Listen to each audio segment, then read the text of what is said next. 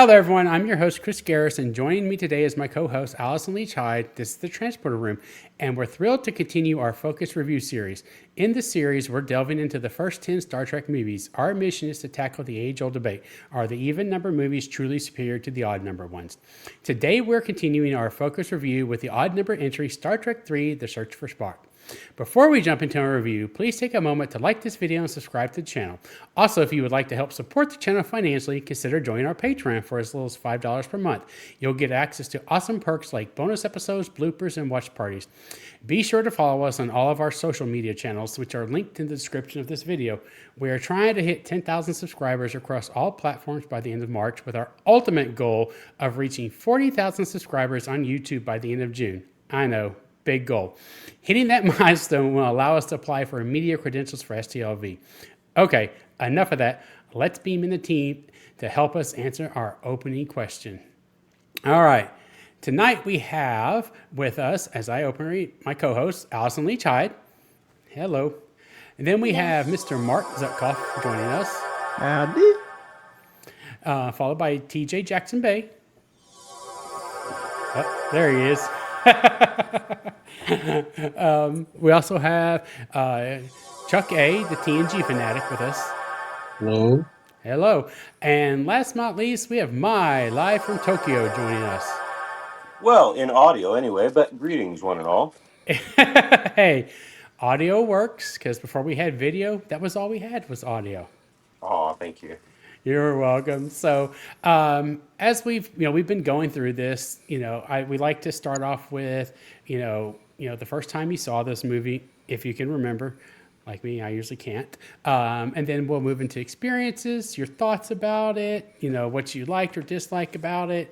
And then, again, just kind of everyone's opinion on this film. And to start off, I will start with my co-host, Miss Allison. Me. All right. So first time I saw this, I was probably about 4, because I think that's the first time it hit TV. And I remember being just distraught over the Enterprise being exploded and just going across the screen. I'm like, no, that was not okay for me. So that was probably the worst part for it. And I think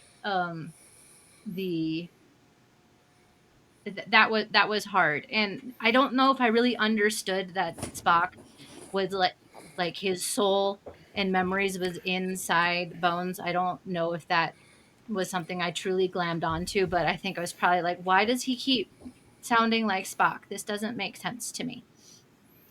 Rewatching it this time, it's not my favorite of the original Cruise movies. It's also not my least favorite. We're still coming up on that one. What I truly enjoy about this one is it's a great caper movie, and we get to see our crew who we've known and loved for just about 20 years, go and steal something and go save one of their crew members. I love this scene with Uhura in the transporter room and Mr. Adventure. I think that's probably just steals the show for me, because it truly shows how Nichelle is just so charismatic, and we love her because she glows on the screen, and you don't mess with her because she'll put you in the closet, and I love it. And also have to say, I love it when Sulu is flirting with the guard to distract him while we're trying to, while Kirk is off talking to Bones. So love that bit too. And I like how how much all the kids being gone, Kirk is like this is now an education ship, and we don't have the kids, and it feels empty. And I think that's very interesting for a man who didn't get to raise his son, that now that he had him for a moment, that this is really hard for him. So I think that's interesting too. There's so much to like little things to pick out of it and discuss. So I'll stop now, and I'm sure I'll get more later. Oh, yeah. I'm pretty sure we all will. TJ, what about yourself, sir? Oh man, this movie is over 40 years old now, but I didn't see it Mm. 40 years ago. It came out in 1984, but it was the 90s before I saw it. I was a teenager. And interestingly, when I would catch the movies as they were playing on the HBO, and not because we had cable, so I would always be at someone else's house whenever I caught one of these on HBO and watched it. And I didn't watch them in order, and I think I watched this one before I saw Star Trek 2. And so the opening scene Oh, and the fact that Spock is gone was, I didn't know that. At the beginning, the first time I watched it, I'm like, oh, wow. But I was also like, man, it's a movie. Hey, so I enjoyed it watching it then. It was fun to watch them steal the ship and go on this adventure. But I do have to say that watching it now, and having watched it over the years, it continues to become more impactful for me every time I watch it, and this time was no different. So I'm looking forward to sharing what some of those impacts were. I'm looking forward to hearing it. Hey, Mark, how about yourself? I saw this film in a theater when it first came out with a bunch of friends with whom I played Dungeons and Dragons. So I might have been more in a mood to poke fun at the film while we were watching it than I would have had I seen it on my own. I'll give you some examples when we wrap things up. Now, this was not Harv Bennett's original plan for the sequel to The Wrath of Khan. His original outline was called Return to Genesis, a much better title, and involved the Romulans, dilithium, and angry Vulcans who almost left the Federation over the weapon that the Genesis device could be, and an actual Romulan bird of prey instead of gifting it to the Klingons. Apparently, details of his story were leaked, resulting in a complete rewrite and a delay in production, which caused the release date to move nearly 6 months to June 1984. It's a pity because the original story sounds much more interesting. But we have to review what we did see. The film did not meet the expectations that The Wrath of Khan had led me to hold. I felt that, unlike Khan, a Star Wars influence had crept into the Star Trek franchise, and there was a silliness to some sequences and a meanness to others that bothered me. My feelings on these points and others have not changed despite repeated viewings over the decades. All right. Yeah, I can agree with you on a lot of that as well. So far, everybody saying. So, yeah. Chuck, how about yourself? Well, I saw this originally in the theaters. Saw it, if I remember right, a couple, 2 or 3 times. I just watched it twice in the last week, and there's a lot of stuff that I didn't remember or I was a little foggy on. But I do like the movie. It's not, the best movie. It does resolve, a lot of from the ending of Star Trek 2. It was a little hard to get used to. We're so used to seeing Kirstie Alley as Savick and to see Robin Curtis. I thought she did a very good job. I thought Christopher Lloyd was so good. He was excellent in this movie. And I liked the way the movie played out with Genesis, with Spock getting older and older and dealing with the Vulcan um, aspects of his life. They're aging. Was a little unsure about how the McCoy stuff with the Remember and having Spock's Katra. But after viewing it a couple more times here recently, I thought he did a very, very good job with it. It was very difficult. Of course, they had the voiceover, Leonard Nimoy's voice, but he did really well with that role. So, like I said, I really thought the movie, was a nice uh, part two, I guess, of the ending of Wrath of Khan, and I did enjoy it. I think more than I remembered it after watching it the last twice in the last week. Yeah, same here in a way. What did you think? Well, I'm known for being a little critical of some of the stuff that they've put out, but you know what? This film to me was a fun story. I liked it. And I could probably nitpick a little bit about it, but I think that this is probably one of the better examples of just a story. It wasn't trying to be part of anything else other than the fact that it was explaining what happened at the end of the previous one. But it felt like a story. You could sit down on the couch, read the book, put it down, and have read a story that didn't need you to be a Star Trek fan, that didn't need you to do anything else. And so it was kind of cool because I mean, they obviously. I like the comment earlier about it being a little bit of Star Wars creeping in because it was trying to be something for people that maybe hadn't seen Star Trek before. There was no need, otherwise, there would have been no need to explain why Klingon ships were hard to see at the beginning. But I think that it really did well in terms of saying once upon a time and then going through the story. So for all of those reasons, I think I got to give it a thumbs up. I really enjoyed that aspect of it. I really am glad that at the beginning of this movie they say where no man has ever gone before instead of nowhere no one has gone before. They still have that going on in this film, and that's my favorite way of doing it because it's just the right way to do it, in my opinion, despite the fact that it's maybe not as politically correct. I thought that Spock's the Spock Bones connection with his mind or his essence being stored in Bones was an interesting choice because of the two being so combative all along, and you really got the sense that yes, they're combative, but that's one level of their relationship, and another one is caring, and I thought that that was pretty cool. I like anything to do with Vulcan, and that's always very cool. I like where the one guy holds them back with his staff, and he's like, no, this is you got to understand something about Vulcan. And it's just it. I dig Vulcan a lot. Spock has always been my favorite character, and his culture I think is pretty amazing. So I got to give this a thumbs up. I enjoyed it. I saw it when it first came out.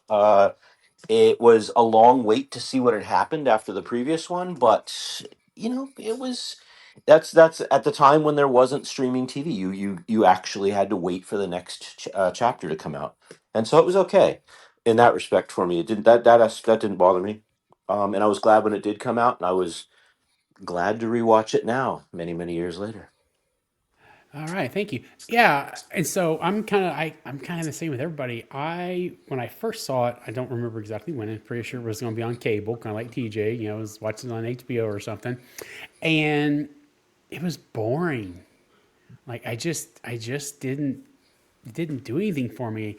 And now it got better, obviously, as we got into the battles and whatnot. And I think I was just like a lot of people, I was just really confused on the whole Katra and how all that worked.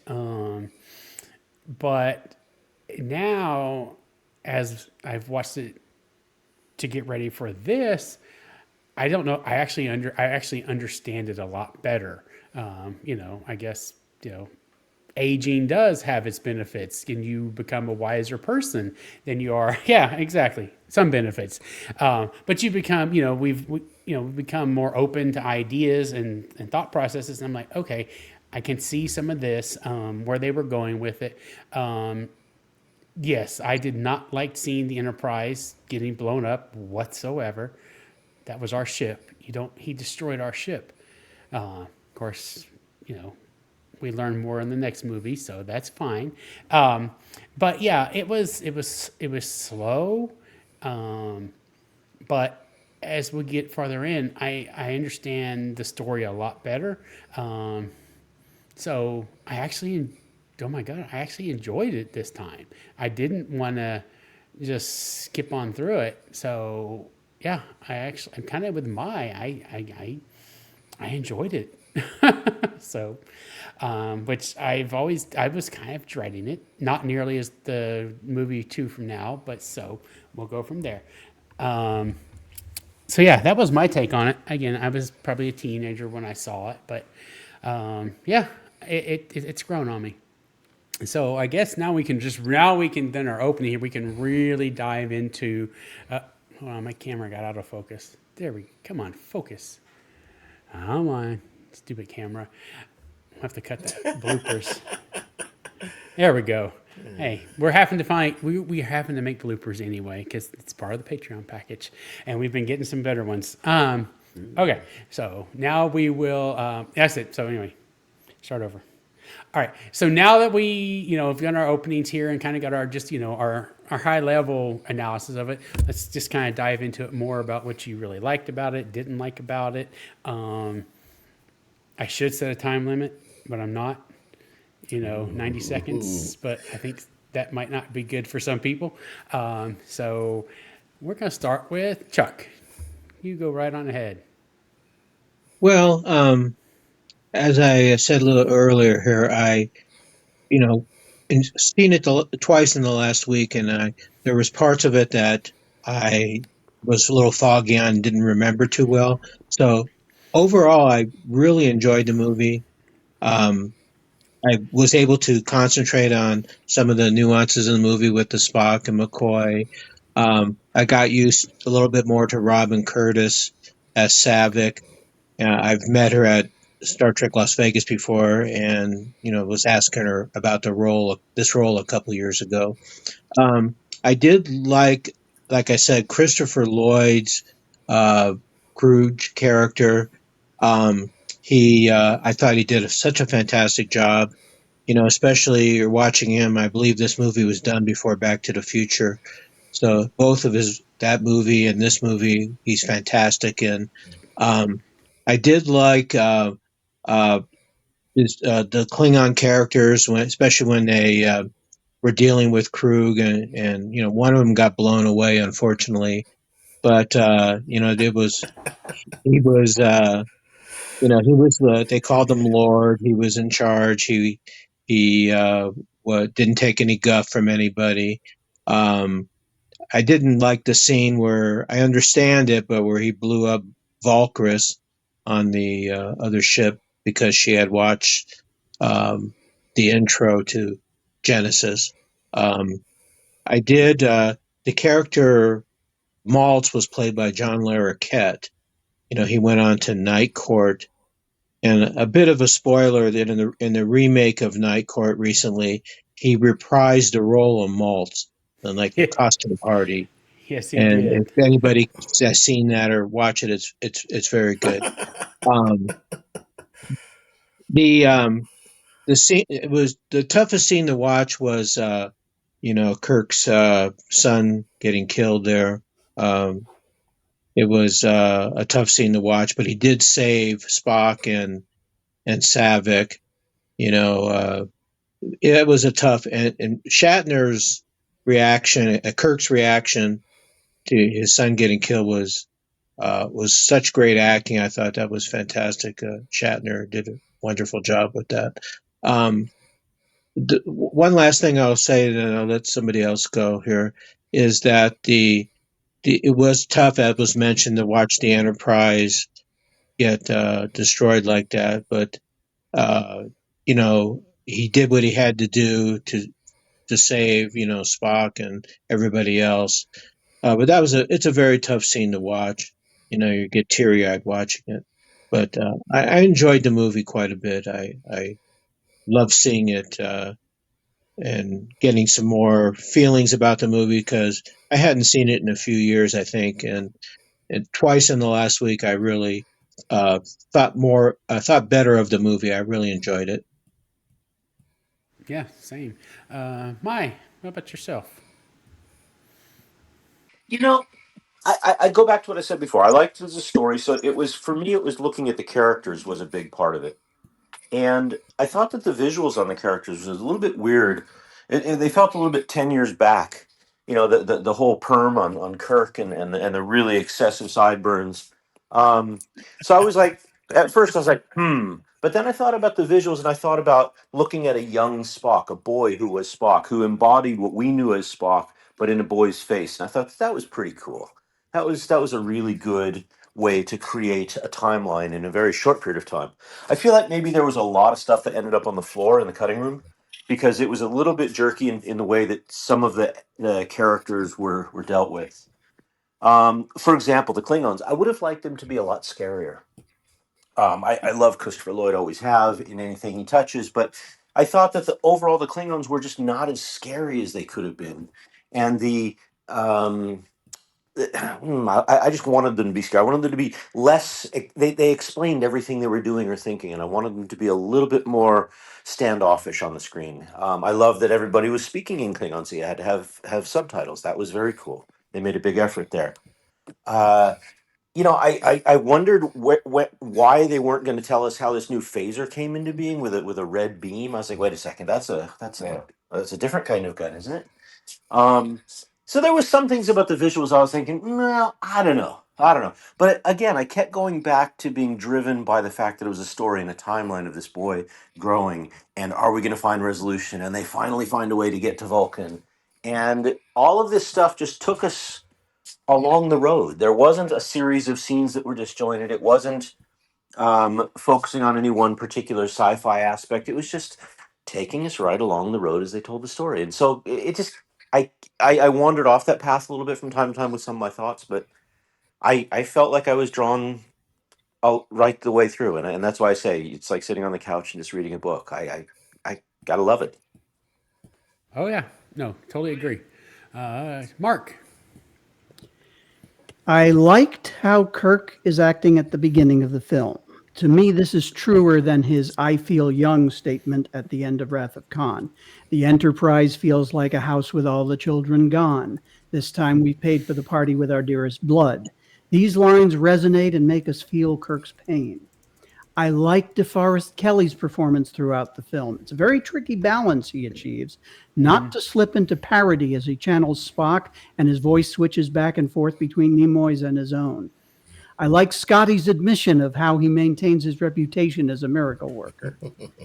Aside from the needless mouth close-ups, inspired, I suspect, from a scene early in Superman the movie, I love the mind meld scene between Kirk and Sarek, although the next scene at Starfleet HQ, where they're going through the footage leading to Remember, is a ripoff of a scene from Blade Runner. I like when Kirk shows the Vulcan salute to McCoy and asks, "How many fingers am I holding up?" And McCoy responds, "That's not very damn funny." I like how Scotty disabled the Excelsior and his line to McCoy about it.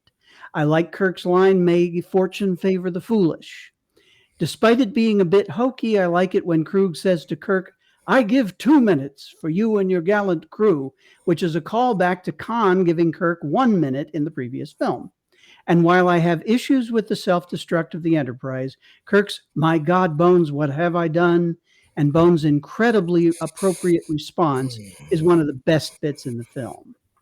The music is a mixed bag. I enjoy what I call the Klingon Mambo. That's composer James Horner's twist on Jerry Goldsmith's Klingon theme. And Stealing the Enterprise is a great musical sequence. But the movie lacks a strong opening theme. Leonard Nimoy's direction of the film is certainly serviceable, if not groundbreaking. Unfortunately, that's about it for my likes. Do you want the dislikes now, or should we wait? We'll come back to those for nitpicks. I thought you might. All right, TJ, what you got, sir? Well, I was going to start with how many fingers am I holding up? I see 4. There are 4 fingers.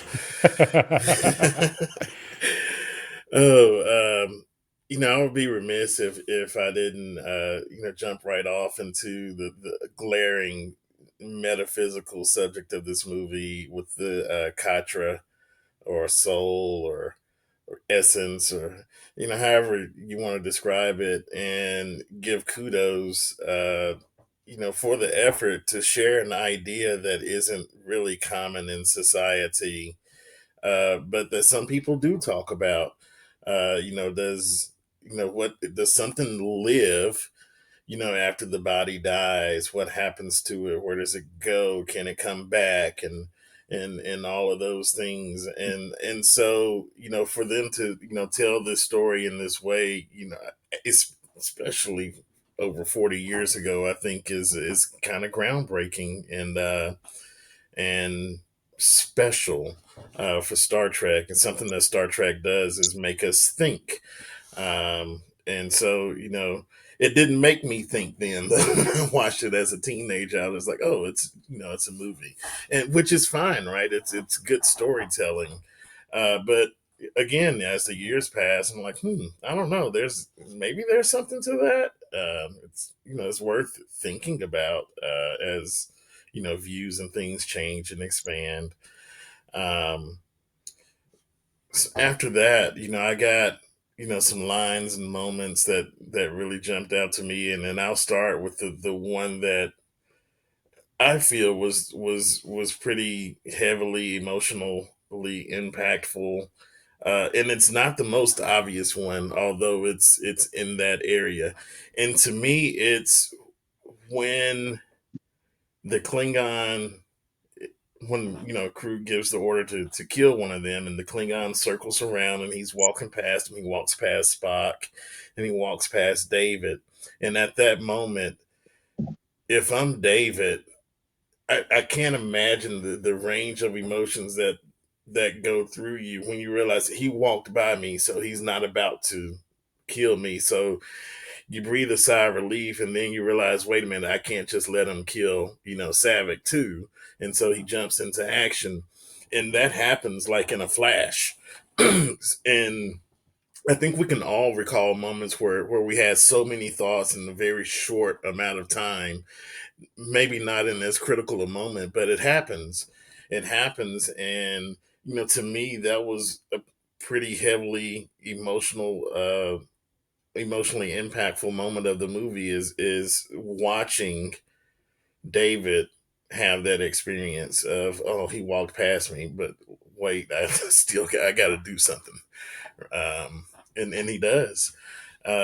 Even before that, though, and credit to the actor who Merritt. Okay, I couldn't think of his name for a moment. I also enjoyed watching his facial reactions when they've been captured, and he hears Kirk's voice on the comm. He's like, oh, thank goodness, he came. Like, and I think at some point he even says, I should have known that you would come. Um, so those moments really stood out to me. Of course, already mentioned is Kirk's reaction to hearing that his son died, which was tough and very well acted. um, as far as lines go that jumped out to me, McCoy being McCoy is classic, as in when the alien says, "Oh, I have to get a lot of permits to take you to Genesis," and it's like, how can there be a permit to do a damned illegal thing? That doesn't make sense. And I've always remembered Scott telling the turbo lift up your shaft. Like, just I don't want to hear all this. Just go. And I always laughed when the bridge calls, "Hey, yellow alert," and the captain's like, "But we're in space dock. We're yellow alert in space dock." Um, and then again, McCoy being McCoy as they're going towards the space doors, and this was the most McCoy moment ever in the movie, I think, was when he says, "What are you just gonna walk through them?" You know, because he's always the one standing on the bridge calling out how ridiculous the thing they're trying to do is. Um, I got a lot more lines, but as far as moments ago, I thought that Nimoy doing the voiceover at the beginning was impactful.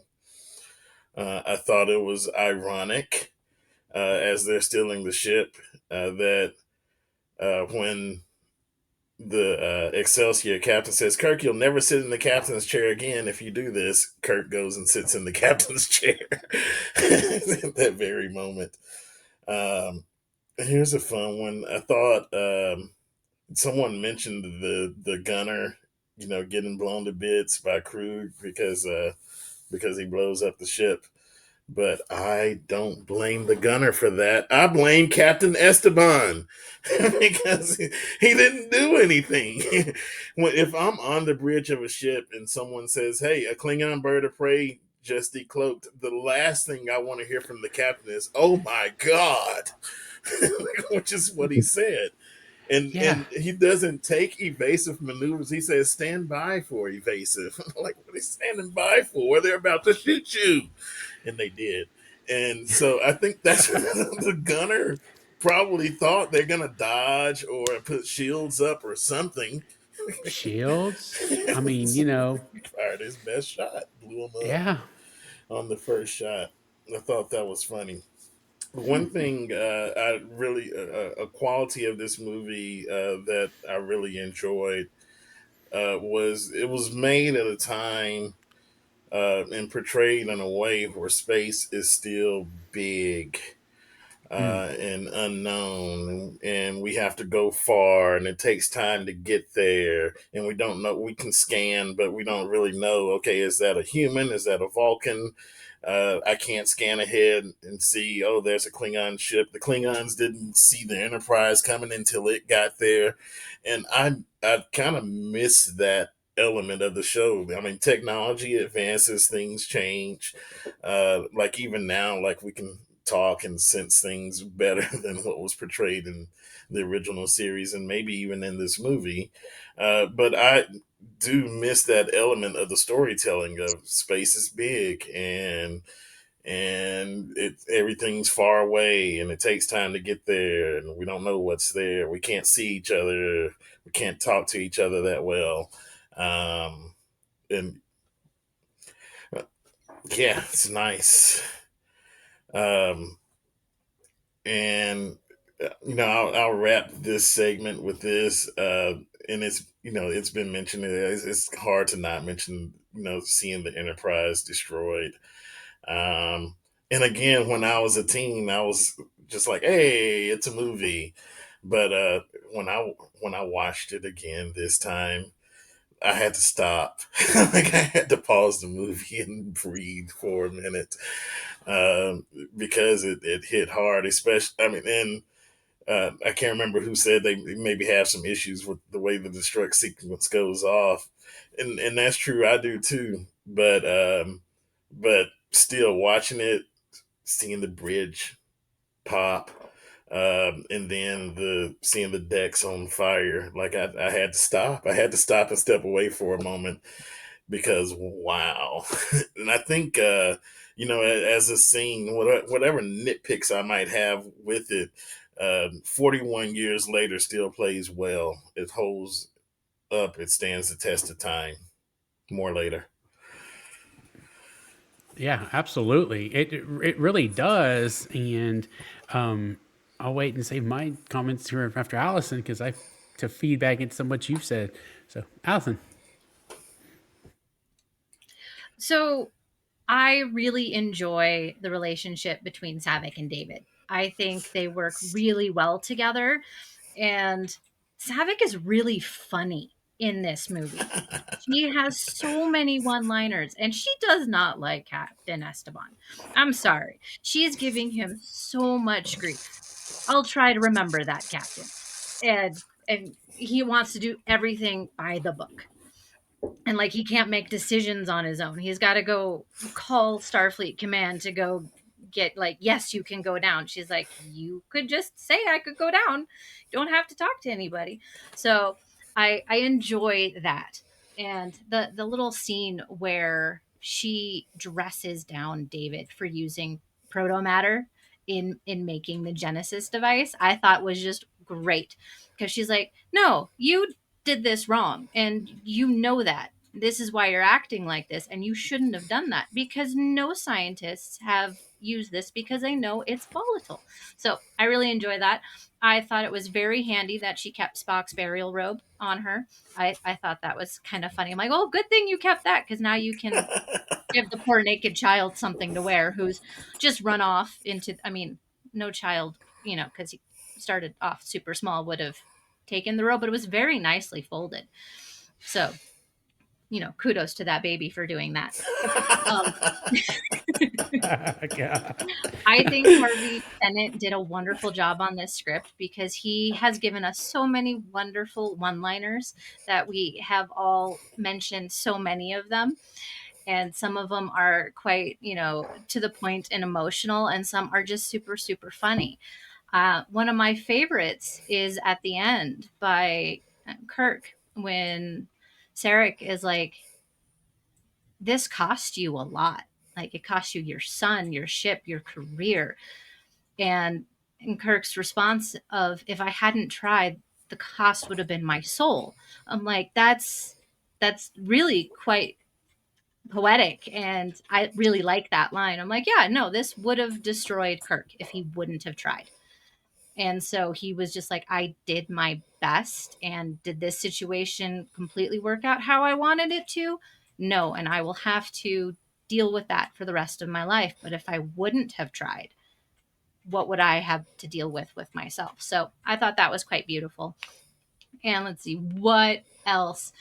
I loved getting to see the Excelsior, because we know we see the Excelsior many, many times after this. I want to know what Captain Esteban's little stick thing is that he's carrying around. I'm like, that's a horse crop. Like, there are no horses here. Like, why do you have that thing under your arm and are pushing things with it? Anyway, so that was a little distracting for me. I'm like, why? And let's see. I really liked. I'm all over the place in what I liked and didn't like in this movie. So I'm going all over, not following any sort of plot line. I That's liked. okay. It's all good. Do what you want to do. It's awesome. Thank you. I liked the scene where they're all together, our original crew, mourning Spock, and then Sarek just arrives, and we haven't seen him since the show. So, like, the fact that we got the same actor to come, that's quite great. And the reverence that they all show him, I think, is quite lovely. So I really did like that scene. I thought Uhura's makeup was a little weird in that scene. It kind of sat, like, the lighting on it was weird. Anyway, so that was something I noticed. And she had this amazing necklace. So really like that. And what else can I say about this movie? It's hard for me having Christopher Lloyd be a Klingon. I'm probably going to be a little bit on the outside on that, because he was Doc Brown for me, and that's what I knew him as. And so as soon as I realized that voice was Christopher Lloyd, I'm like, Doc Brown's a bad guy. Like, I had a hard time with that, and I still do. So I'm like, I want him to be funny and bubbly and my hero. And so it has nothing to do with how well he portrays this Klingon. It's all in me that I have a hard time with it.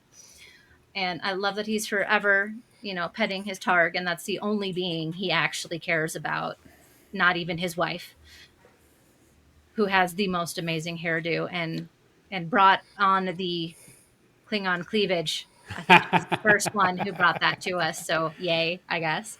But yeah, I would not want to be married to him, because he's super like, no, you got to go now. You saw too much. I'm like, no, that's not good. So yeah, no. Oh, another one of my favorite lines is Kirk saying, yes, I hear he's fruity as a nut cake, when the line is, he's nutty as a fruit cake. And so I love that they switch those things around and all of those little things. So I want to give Harvey Bennett lots of kudos for all the great one-liners in this script. Oh God, there was a lot of good one-liners in this series, in this script. For my God, yes. And I'm a little bit, I kind of like everybody. I had lots of things I liked, and more of the part that I actually didn't like or did not dislike. But some stuff I kind of was curious about. I really didn't think he needed to destroy the ship just because she watched the video. I thought that was a little bit over the top. Just a smidge.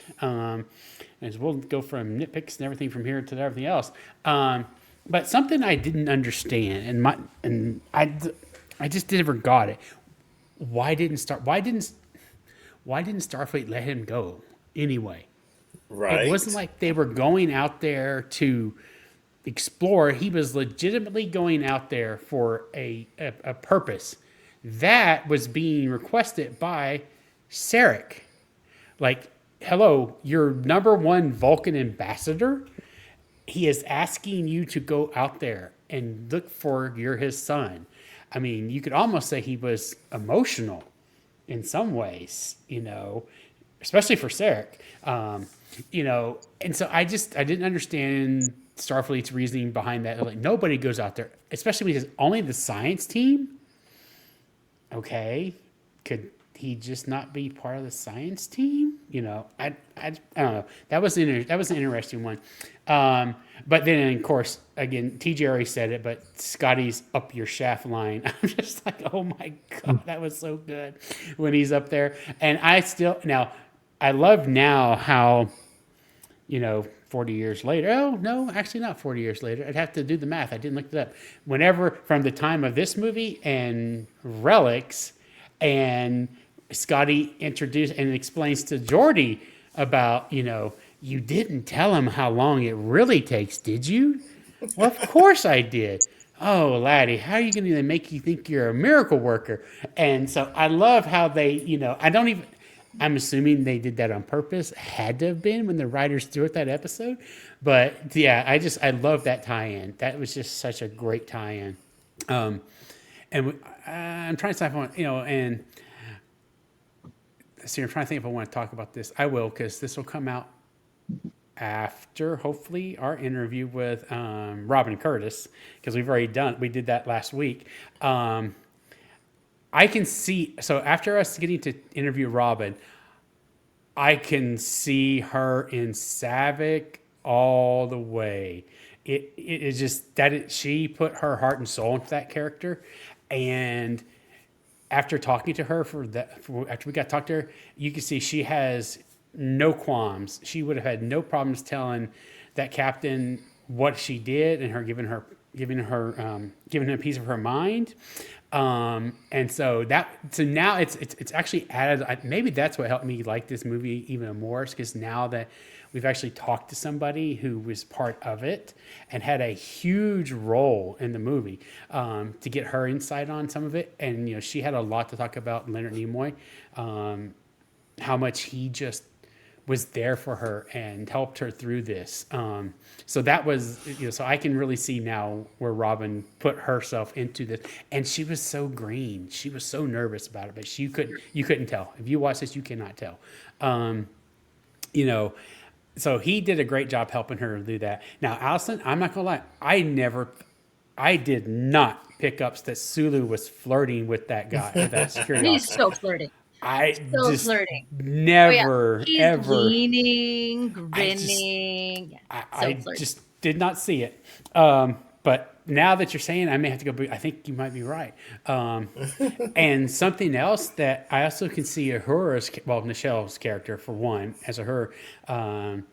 We just got finished. Linda and I just got finished watching a phenomenal documentary, Women in Motion. We just did that for our Patreon bonus exclusive. I'd never seen it, and neither had her. Oh, it's wonderful. Oh my God. So after watching that, and now I see, after watching this and seeing how she handles, what is it? What was this? What'd she call him again? Mr. Adventure. Mr. Adventure. Totally 100% see why she had absolutely no qualms putting him in the closet. And yeah, oh my God, great movie. So, that's one of the positives about doing all this. I'm learning so much more and being with all of y'all. And so now I see her, oh my God, no questions, having time, you getting there and being in charge. It's just like, I'll have him eating out of my hands. I can see Nichelle would have had him eating out of her hands, period. I hear that after that, he came out of the closet. Oh, God. I would hope so. I would hope so too. Yeah. And so now I'm just going to kind of open it up for anybody, just, for just your nitpicks and, this is what just the more little things we didn't, you might have had issues with it. So let's just start with Mark. Yeah, well, some of this is more than nitpicks. These are very large and have 6-inch fangs. My biggest complaint with the film was Bennett having David state that he used proto-matter to solve certain problems with the Genesis device. I think this was done to justify his death by making it seem like he went wrong, in the character's own words, I disagree with this change strongly. In The Wrath of Khan, it's clear that Carol Marcus was the driving force behind the technical decisions of the Genesis device, not David, and it was unnecessary to invent protomatter to explain Spock's journey on the Genesis planet. The device had been detonated in the Mutara Nebula, an unstable section of space on a planet that had never even been surveyed for its suitability for terraforming. Anything could have happened there, including Spock's regeneration. Yeah. While I enjoy McCoy's performance, the scene in the bar was more Star Wars than Star Trek, even to a holographic game being played by some patrons. Okay, I thought that myself. I was like, that made me think of the scene in on the Millennium It's Falcon. on the Millennium Falcon. All Yeah. you need is that music. Great rip. Yeah, exactly. Okay, the early sequence with Valkyris was interesting, but felt very Star Wars-like, with some scummy characters who would have been at home in the Mos Eisley Cantina. And why couldn't Krug have transported her aboard his ship before blowing up the Right. vessel if she Exactly. truly was his love? I don't think she was his wife, but maybe Krug was Valkyris' love, but not the other way around. Now, I have to disagree with Allison on this next point. Uhura's big scene, I think, is a disservice to her character. It doesn't help that Mr. Adventure says to her that her career is winding down. Then there's Uhura's line, "This isn't reality, this is fantasy." A line inspired by dialogue in Superman the movie, where Jor-El says, "This is no fantasy," at the beginning of the film. Yes, it is a fantasy, but I don't like it pointed out explicitly in Star Trek. And by the end of the scene, that's it for Uhura until her silent appearance on Vulcan in the end sequence. And that True. makes 3 Superman movie inspirations in the second Trek film in a row after Overgrown Boy Scout and The Wrath of Khan from Superman 2. Sulu fares no better. While "Don't Call Me Tiny" is funny, it is a response to a meanness that has crept into the film, calling him tiny in the first place. Saying about McCoy, they're taking him to the Federation funny farm. Fleet Admiral Morrow accusing Kirk of descending into intellectual chaos and exhibiting emotional behavior. First, Kirk's not a Vulcan. Humans show emotion. Second, so do I. Second, Kirk is acting rational and sensible in that entire scene. Then there's Captain Styles. Just about everything he says is mean. Does he have the power to deny Kirk the captain's chair? And Captain Esteban of the Grissom, not only are his line deliveries clumsy, "Oh no you don't," as opposed to "Oh no you don't," but he shows zero aptitude for science, on a science vessel no less, and as little concern for the people under his command.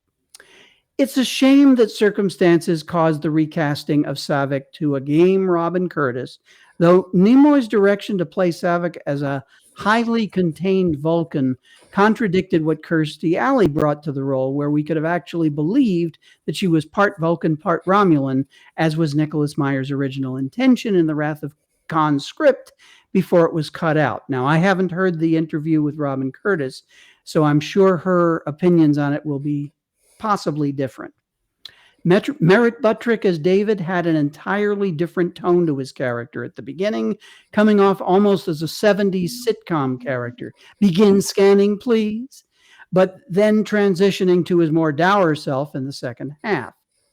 And Christopher Lloyd as Krug. Now, I have to mention here, we didn't know about Back to the Future when we saw this film originally, and I had never seen him as Reverend Jim on Taxi, which is how the people I was with saw him. But he swung wildly from menacing to comic, his worst line being, "Put him on screen," although by the end, he had the character down for a strong performance.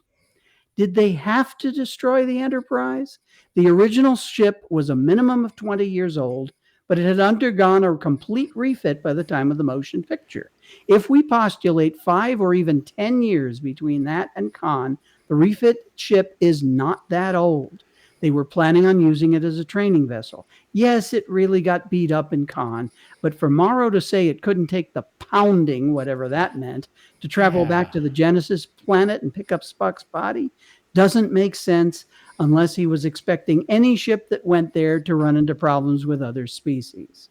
So don't mince words. What do I really think? I believe I said that, Doctor. Yeah. Well, and yeah, I'm sorry. I mean, yeah, I have to agree with a lot of those statements as well, because it didn't make any sense. Like the age just does not make any sense to me. They had, like you said, it had just gotten a full refit, two movies prior. It oh yeah, no, exactly. There's no reason it could have gone. They could have fixed it up, patched her up a little bit and sent her back out. Yeah, I have to agree with you on that one. So, Maya, do you got anything to add? I do. I do. On the characters, I I was interested in Allison's comment about seeing Christopher Lloyd in this role versus another role. For me, he's always Taxi, and when he was in Taxi, we constantly found out about other aspects or other experiences he's had in his life. We found out he was rich. We found out he was this. He found out he was that. And so this seemed like a Really? natural fit for me for Christopher Lloyd. Um, yeah. Kirstie Alley missing didn't bother me in the least because she was Cheers. She wasn't. This wasn't this. I never really got into her on Star Trek. I didn't think that was right. It was. I always liked her on Cheers. So that was which was actually a training ground for a lot of people for Star Trek. But I that those two, I take Christopher Lloyd in this role in stride very much so. Kirstie Alley missing. No, I thought Robin Curtis did a terrific job. I really like. She's smaller. She's less imposing, so she has to bring it out from inside of herself. It was just a very interesting choice. I liked the choice. Um, Nitpicks. Wow, a couple of big ones for me. One is well, I guess in a certain way, time has helped with this film because as I was watching the front of the ship come into the screen, and you're being emotionally drawn into this. Oh my gosh, it's gone, it's dead, this is the end, and looking at the number of the ship and realizing that there are more. It's okay, don't worry about it. There's part two, there's part three. It didn't bother me too much because I was able to do that with time on my side on this one. Um, but Shatner's the praise of Shatner's scene when his son died, I thought were interesting to listen to. I find myself in direct opposition to those opinions, however, because as a parent of a son, if my son had died, I wouldn't have given a rat's hindquarters about anything else. I would have been after vengeance. And I thought it was very underacted, I must say. But I felt that this entire movie was like songs in the '70s that had to be 2 minutes long, and then they went to epic length albums, and then we went back to punk, and then we went on to grunt. Song lengths have changed depending on what people wanted. And with this movie, we had encapsulated scenes that were just too short. I think that if they'd made this uh longer than the 2 hours that it was, if they'd made it 3 hours, they could have really explored some of the scariness of the Klingons. They could have explored some of the depth of emotion that Kirk was feeling. I think they could have explored a lot more because what we're looking at is a movie that's based on characters and the images we have in our minds of them from the TV show. And you really need to allow for time to have passed from the during the 15 years or so that the show ended to when the movie comes out. We need to really see where they've gone as people because we've grown as young adults with the thoughts about logic and the thoughts about Spock and the thoughts about the hero Kirk and all the rest of the things. I would have liked to have seen more allowance for character development over the time gap that was there. And finally, not so much a critique, but more of a curiosity. At the time, in the late '70s, early '80s, there were a couple of books that were very popular as the whole Est movement was winding down, as it was peaking and starting to wind down. With respect to the Katra or the essence, and maybe this is best to throw at TJ here because he's our resident specialist in such things metaphysical. Um, there was a book called Seth Speaks and a book called Messages from Michael, with both talked about effectively a Katra speaking through another person and talking about eternity, and talking about the way one should behave and the way what things one should worry about whilst they were here on Earth, etc.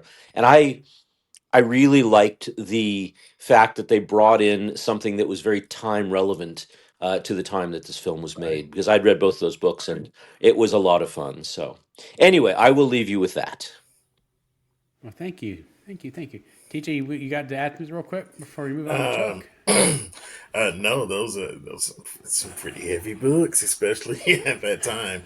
And so much more has come out since then, and then more people are willing to speak on that subject. A lot of people talk about near death experience, but what Maya is talking about here is this kind of channeling, and it's definitely stands out from the what is it the kind of popular channeling where you go to the fortune teller or the psychic and they're like, oh, I'm channeling your grandmother. It's different from that.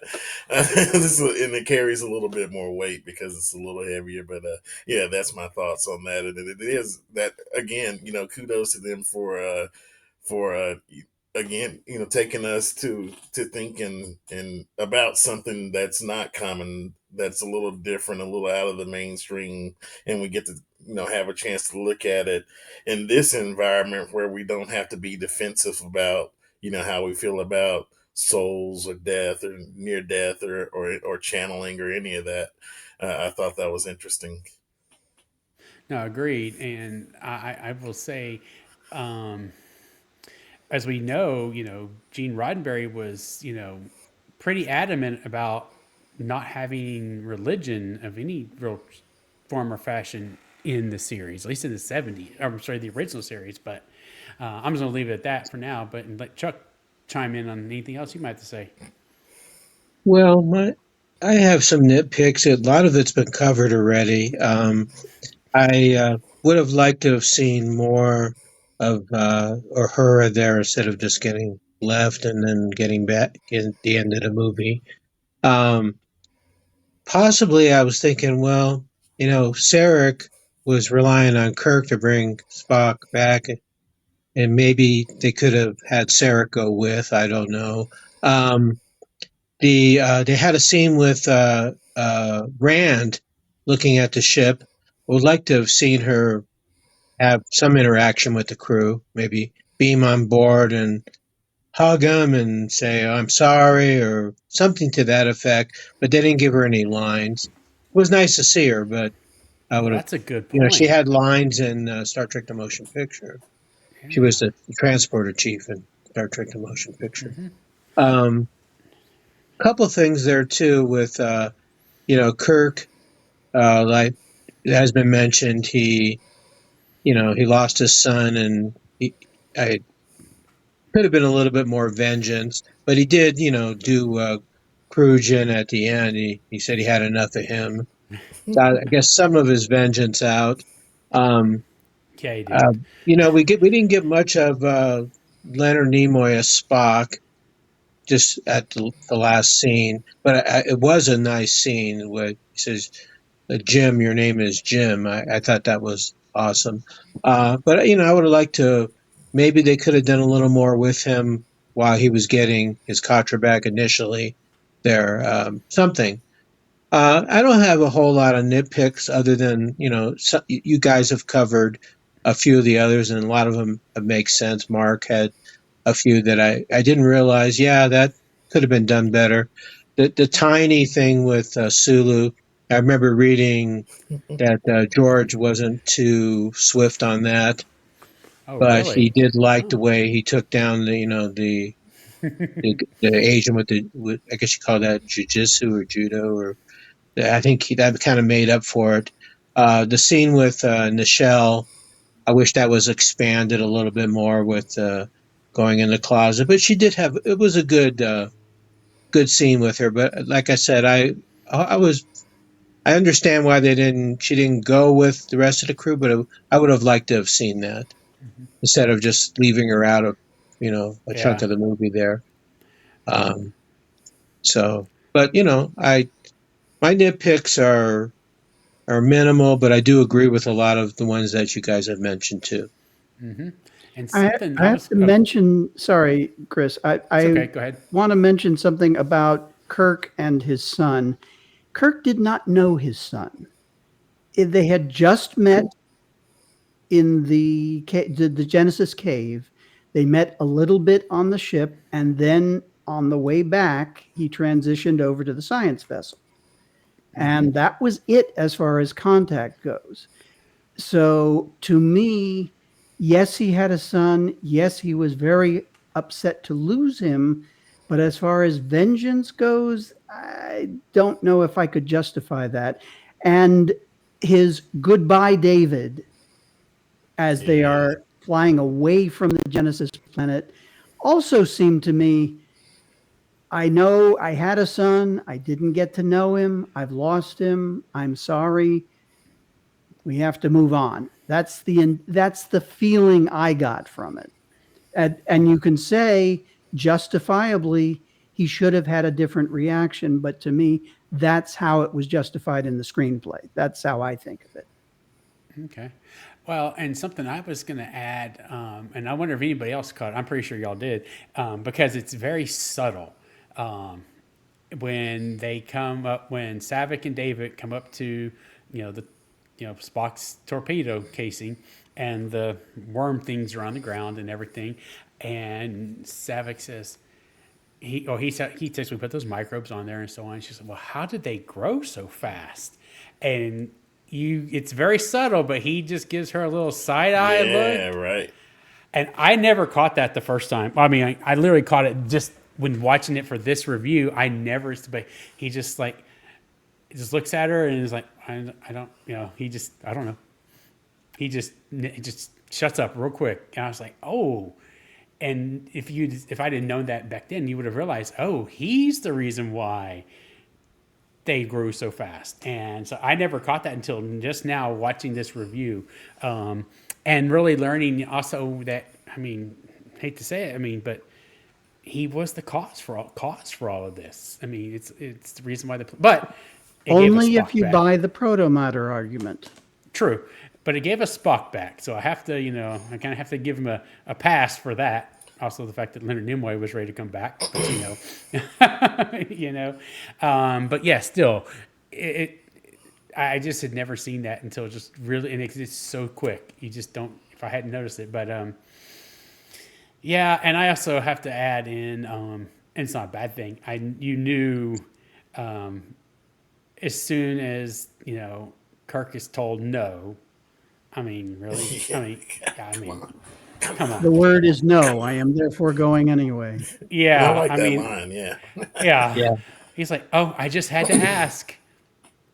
You were going, weren't you? Were going. He was going regardless. If he, yeah, didn't He matter. was halfway out the door. Yeah, he was. I just love that, and I just love how and the admiral, he really thought he wasn't going to do that. I mean, come on, this is. How is he hiring a ship? That was a line there when they don't use money. Okay, that's a really good Boy question. says money I got. I know, but where did he get the money? Is it idea. Federation credits? Hey, those I guys don't get know. around. Maybe it's the unknown gold pressed latinum that we haven't learned about yet. Well, I did get a lot of Quark vibes in that scene. Yeah. And the vibe of the place they were in, that bar, gave me some Quark vibes. And I was thinking about that as I was watching that scene, including the fact that the alien even knows about Genesis. Because, one, it's super secret. It just happened. Supposed. So how does it... it feels like everybody knows, but maybe he's like this Quark kind of guy that I mean, his ears were big according to McCoy. So he, It's he true. heard it because he's like Quark. He goes after information like that, knows things that he shouldn't know. I was thinking too. Is that a kind of what's the word I want to use? But they said it's Planet Forbidden, and there was a sci-fi movie called The Forbidden Planet. Was that like a little testimonial to that? As soon as I heard that, I said, I wonder if they said it that way intentionally. Probably. Yeah. Here's a question. I can't quite figure out what they were doing with Chekhov. Why does he suddenly speak Russian when the door to Spock's quarters is forced open? And I'm not talking about the universal translator. My theory Yeah. is, sorry? Oh yeah. This is the first time he speaks in Russian. Like, Yeah. truly, Um, is in this movie. My theory is that he was still recovering from eel sickness and lapsed into Russian accordingly. But do you have any thoughts on that one? I think Harvey Bennett just thought it'd be fun to write some Russian Probably. and actually have Chekhov do it. Maybe. Which, I don't mind that, because I like the idea of people still keeping their language of heritage. I think that's really cool. Even this far into the future, that they still have a use for that, and not just English, whatever the Federation standard is, that they still have on Earth all the You other know, languages too, that they haven't just disappeared. So I think that's really great. Walter I thought Walter said it's in an interesting. interview that he was almost left out of this movie. That he had a disagreement.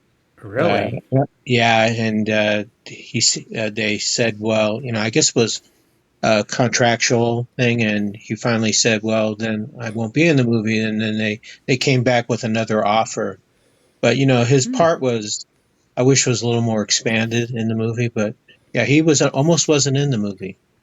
That's good to know. I did not know Well, that. what's interesting is that at the time, you're going back into the late '70s when Star Wars comes out, and then it had just wrapped what, a year before this one. It just hit the cinemas, and at the what we've evolved into is a group of people who love Star Trek or love Star Wars. And there are some people that are crossovers, but in general, the two camps go into two camps Yeah. pretty easily now. But at the time, there was none of that. Everybody loved everything sci-fi, and the only one that was an outlier that people were not into kids movies were critical of was ET. And so um, there was a lot of camaraderie from between sci-fi fans. And what I don't know whether in retrospect I'm critical of this movie for what it did, but at the time it makes sense. Um, Almost everything about this movie is Star Wars. Almost everything.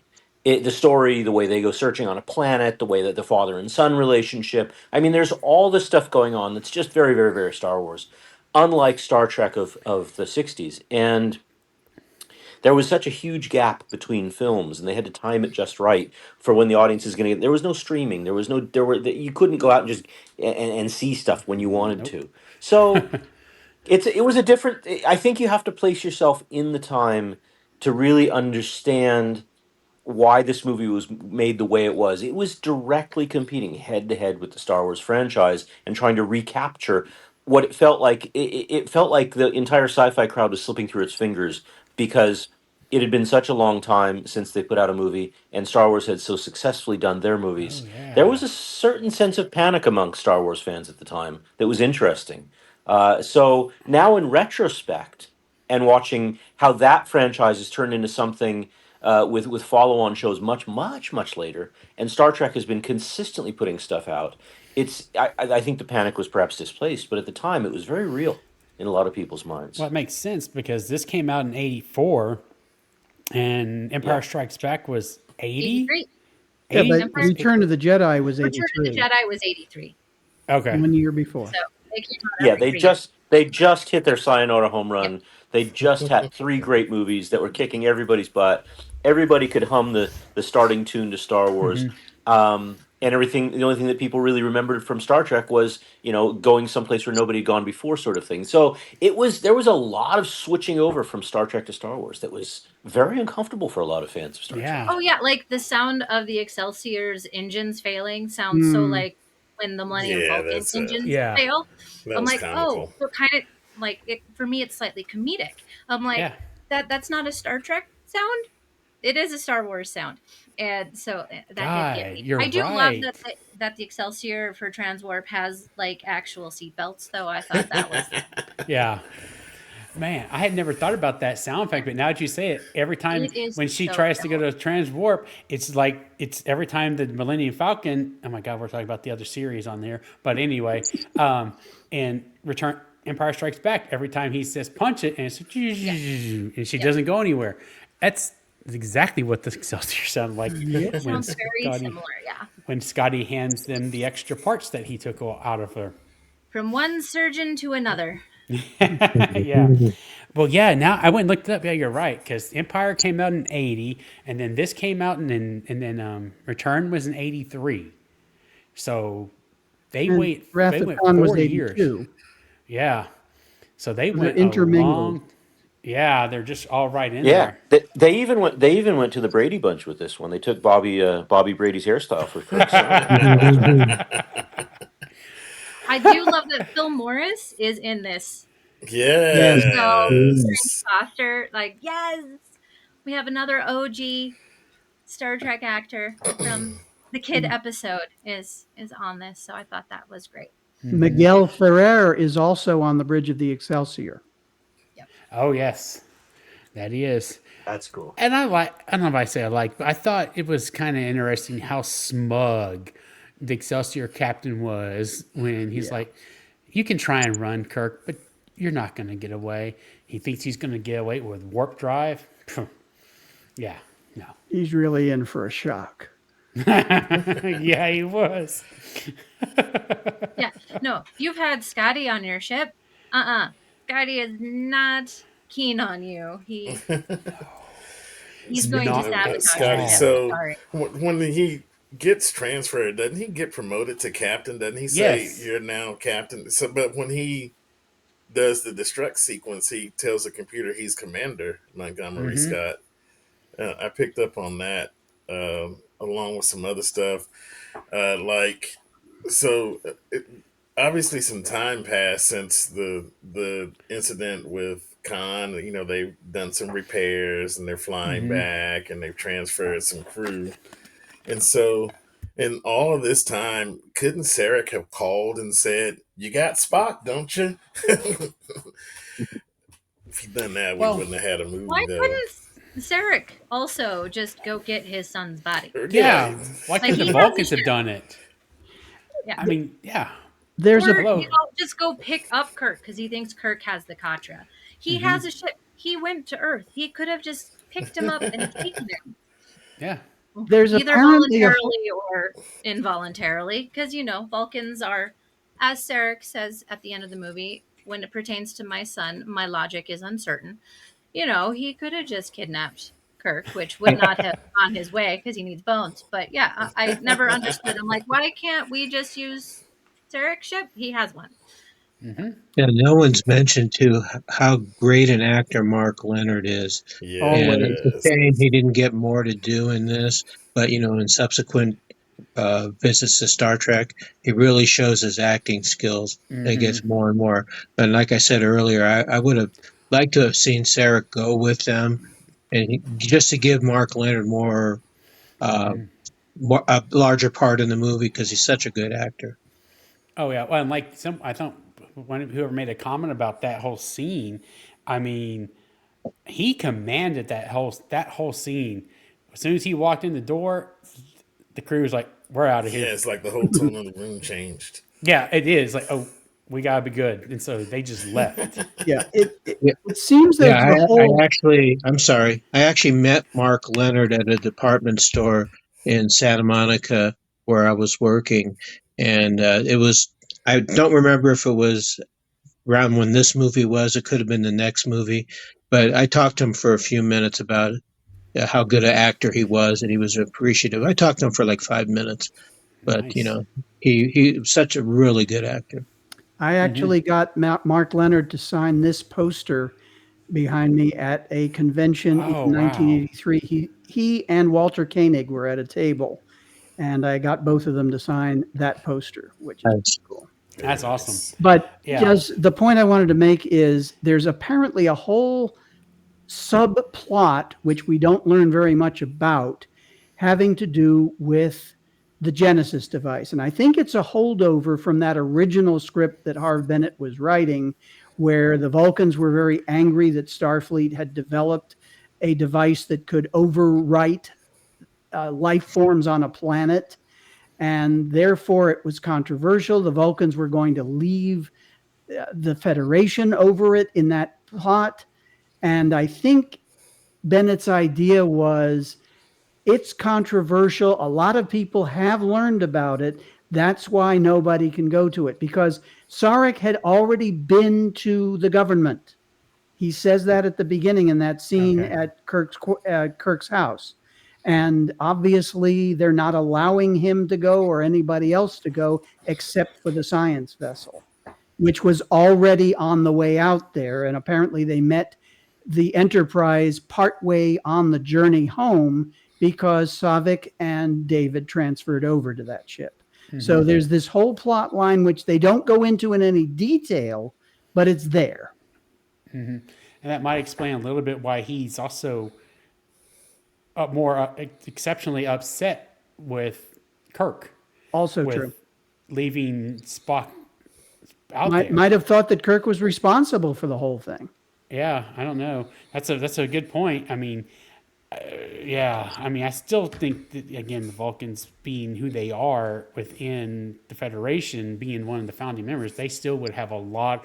I would have thought they would have enough pull to just they're a founding member of the council. They could just probably go, and because Starfleet doesn't control it, it's the Federation. So I don't know. I mean, would have been a real short movie if they'd done that, but still. Can you picture Sarek saying, "You're not the boss of me"? Yeah. So I mean, again, like I said, we'll wrap it up here now. But like I said, when I first watched this movie years ago, it just didn't do it for me. It was kind of boring. I didn't like seeing the Enterprise destruct, blown up, not knowing if we were ever come back, which thankfully we did for a lot more movies. But yeah, it's just one of those things. And so if anybody has any more nitpicks, let's just let me know real quick. I got a few of those that I had.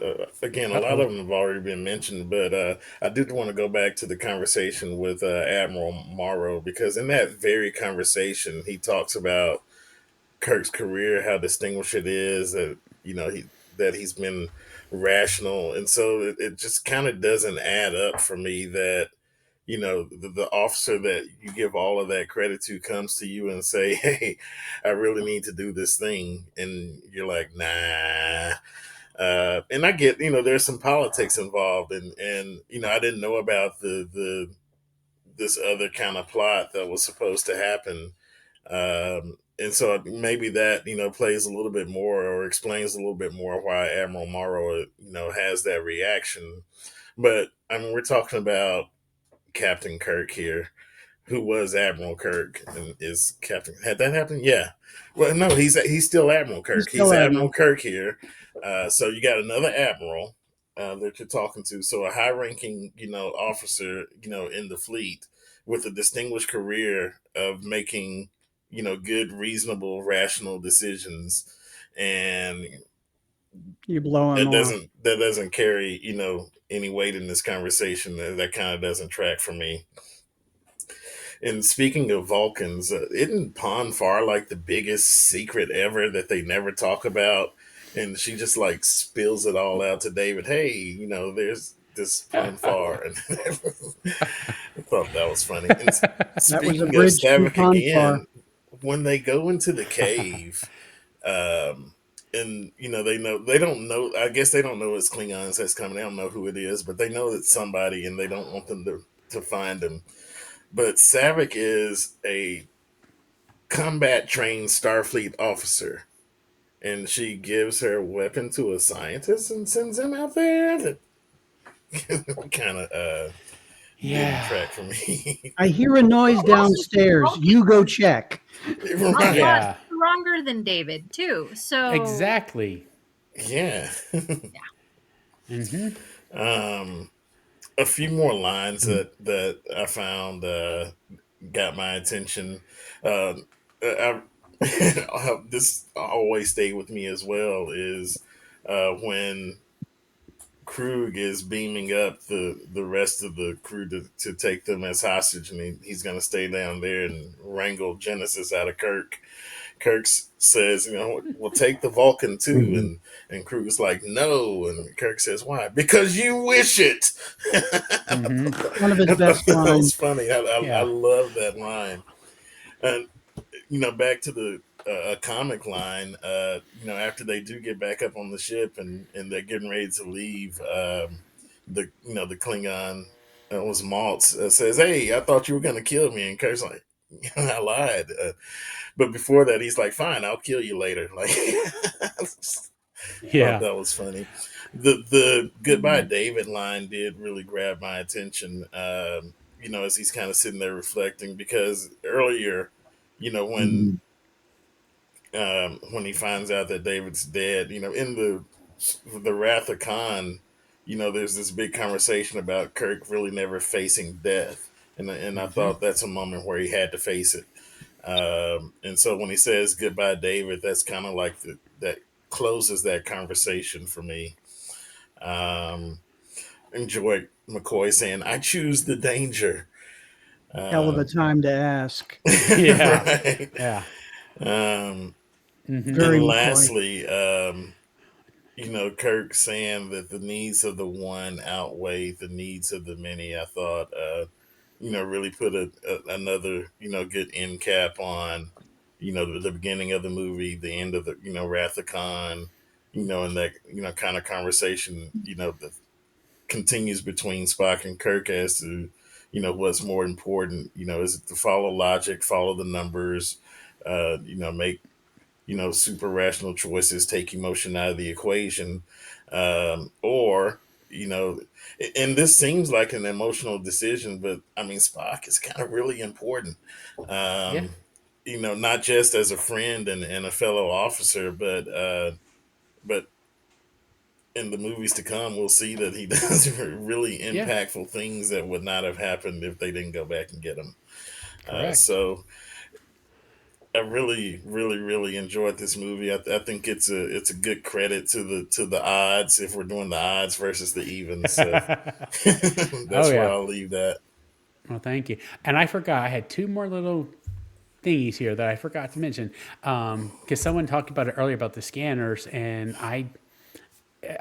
I'm sorry, the scanners never work. We actually talk about that in our starships episode. Why is the trope of scanners cannot detect anything?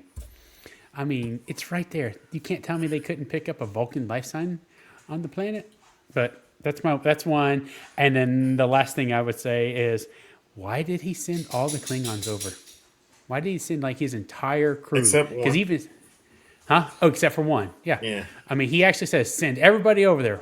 Take every Why? last man. Well, Yeah. and this I goes guess he's back to the expecting it's a scanners full thing. He ship. thinks there are 400 people in that ship Yeah. because And he that's says kind they of, outnumber us 10-1. yeah. And I kind of figured that's what it was because he did not know, but cost I him his mean, entire you crew could just scan the ship. except for Maltz. You know, I think that anybody who spent any amount of time listening to me talk about Star Trek understands that I really feel that the biggest thing about Star Trek that grabs me is the messages that it Hmm. conveys or that it seeks to convey through its stories. And with this one, I felt like we were really in that zone because the title of the movie, through the tail end of the last moments of the movie before the credits roll, I think the message of so long as we speak their name, they are never truly Hmm. gone was just beautifully done. I really, really like that aspect Hmm. of this. No, I have to agree. So that's my final No, I point. agree. I feel like now I understand as older the title of the really understand you know the underlying reason they were really trying to search for Spock and bring him back to us, and so that'll be my last. That's my last thought. Maybe in the I've search for got one Spock. more nitpick, All right. and it is when the Klingon refers to Savick as and a woman or female. Right. It's two I'm like, Vulcans and a she's human, Vulcan. not You yeah. are Klingon. You know she can probably kick your butt. Like, don't go there. So that Yeah, so I do that feel jumped out to this me too. movie Yeah. there's that the sexism might be a little higher in this one than in others, because we do lose Uhura right away. She's not there. We only see Rand in passing, and here we have the villains of this movie just debasing the only female character that we get on this entire journey. And so Well, they killed the other one. yeah. And so I don't like that. And yes, they just kill off the female Klingon for existing, really. Yeah. So would so you that's say- that's hard for me in this movie. But so that's, and again, it's the early 1980s, so it was You there. answered my question. I was about to ask: do you think it was a product of its time? Yes. I believe, if memory first of all, I completely agree with you. Second, I'm pretty sure there was a congressman at the time who made some sort of public remark about 3 people and used somewhat derogatory terms about them. And I think that line was an attempt to replicate that in the movie. To truly get I'd have to research it further, from its though. audience Wow. in the time. Yeah. Oh yeah, Reagan watched this and just did not like it. Wrote about it in his diary. So that's just funny to me. Oh wow, That's I did not know that. Well, Maybe all right. But overall, I crazy. like the movie other than that part. Like, just have female characters go on the journey. Right. And, we're here. And We it's exist. the 23rd century. That's the whole point of. We're supposed to be beyond that. And That's a different movie. That was. That's Star Trek Beyond. Okay. I do have a closing thought. All right. As do This is a transitional film. It bridges a story gap between The Wrath of Khan and The Voyage Home. I don't rank it terribly high. It's number 8 on my list of the 10 movies. When I add up the scores for the criteria we set at the beginning of these reviews, which are somewhat more objective than just my personal likes or dislikes, I come up with a score of 5.8 out of 10, where the top scoring Trek movie has a score of 8.4 out of 10 for comparison. Interestingly, the movies I've ranked at the bottom 3 all have the lowest criteria scores and in the same order. That's not the same, for instance, as the top 3 or even the top 6. So you're a good judge. Wait till you TJ, hear my here's your last top pick. Consistent judge. You had your last thought, TJ? Oh yeah. Play on words. So we go on this search for Spock, and if you do it right, maybe you'll find yourself. Oh, good one. Well done. Well, I think we have to end it on that one because that was a good one. So, as always, thank all of you for being willing to go on this journey with me. It's been fun. I'm always learning something from all of you, and then just watching it myself and realizing, okay, so that's what they were trying to do. And I think that's also helped us with our other stuff that we've done on this channel lately. And so, yeah, thanks again for everybody for being here. Obviously, leave us I can't wait to see what the live chat's going to say about this. I think it'll be interesting. So again, thank everybody for coming on, and I look forward to doing the one with the whales with everybody. That's our next one. All right. Thank you, and everyone have a lovely evening. Thank you. Bye-bye. Fingers. Bye.